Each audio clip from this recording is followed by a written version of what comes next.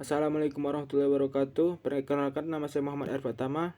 Saya akan membacakan materi tentang berpikirlah di bawah nama besar Universitas Muhammad Natsir.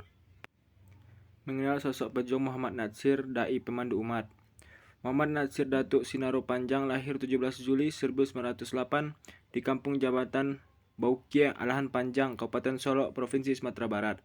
Anak ketiga dari 4 bersaudara. Ayahnya Idris Sultan Saripado, seorang juru tulis kontrolir di masa pemerintahan Belanda. Ibunya Khadijah dikenal taat memegang nilai-nilai Islam. Tokoh cerdas, ketika menamatkan HSI, ia meraih prestasi istimewa, diberi kesempatan melanjutkan ke Mulo atau Meet with Gebright Leger Onderwijs dengan beasiswa dari pemerintahan Belanda. Di sekolah, belajar satu kelas dengan murid Belanda, menamatkan Mulo Padang dengan prestasi baik, mendapatkan beasiswa KMS atau Aljamin Middle School di Bandung, jurusan Sastra Barat Klasik. Usia 19 tahun, tinggal di rumah antenya Latifah di Bandung. Di samping belajar bahasa Belanda, ia belajar bahasa Latin dan kebudayaan Yunani. Di kelas 2 MS, ia sudah sanggup menganalisis pengaruh penanaman tebu dan pabrik gula bagi rakyat Pulau Jawa dan berani memaparkannya di depan kelas, dan menurutnya negatif. Sebagai seorang yang hidup dalam suasana tradisi religius yang kuat, ia menilai pola pendidikan penjajahan Belanda tidak sesuai dengan harapan bangsanya.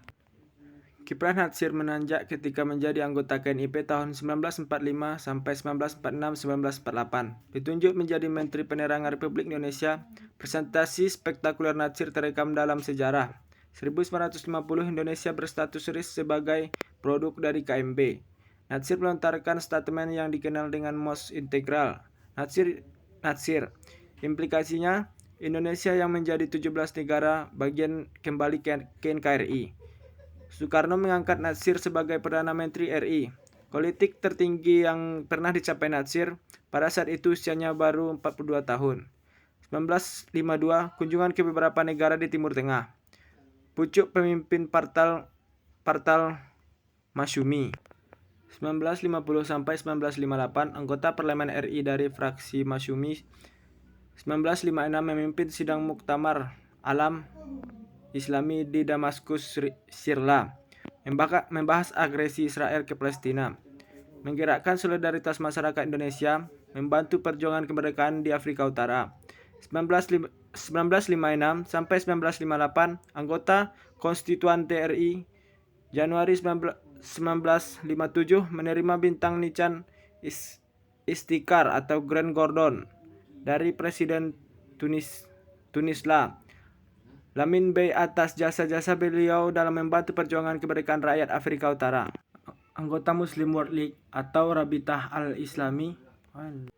Anggota Muslim World League atau Rabitah Alam Islami, berkedudukan di Makkah Al-Mukarramah sebagai anggota majelis ta'sisi atau pendiri dari Badan Islam Internasional yang bergengsi ini. 1976, anggota Majelis Al-Alami Lid Masjidi atau Dewan Masjid Sedunia yang bermarkas di Makkah Al-Mukarramah bersama dengan Syekh Harakan dan Syekh Abdullah bin Baz. Februari 1980, Muhammad Natsir menerima award Izzatul Malik Faisal Al-Almiyah di bidang penghikmatan Islam selama tahun 1400 Hijrah dari King Faisal Foundation, Riyadh. Penghargaan sama juga diterima oleh Syekh Abdul Hasan An-Nadwi. 1991 menerima gelar Doktor Honoris Causa dari Universitas Kebangsaan Malaysia Kuala Lumpur dan Universitas Sklensi Penang Malaysia dalam bidang pemikiran Islam. Kedua penghargaan dan penghormatan akademik internasional ini tidak bisa dihadiri oleh Natsir karena dilarang oleh pemerintah Orde Baru atau Soeharto. Sesungguhnya dalam bidang akademik, Natsir menerima gelar Doktor Honoris Causa bidang politik Islam dari Universitas Islam Lebanon 1967.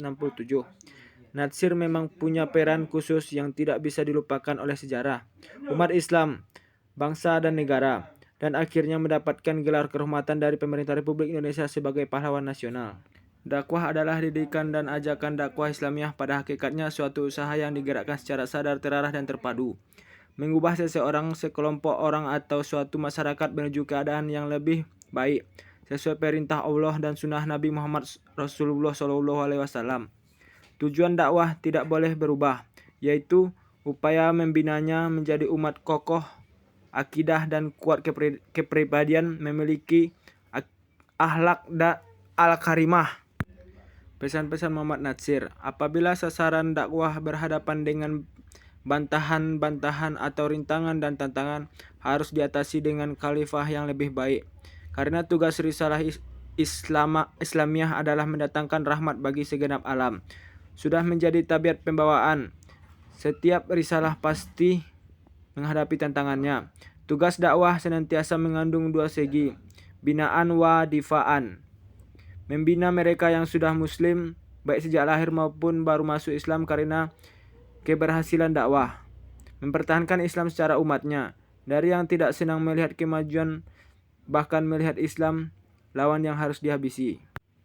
Sekian materi yang dapat saya sampaikan. Terima kasih atas perhatiannya. Assalamualaikum warahmatullahi wabarakatuh.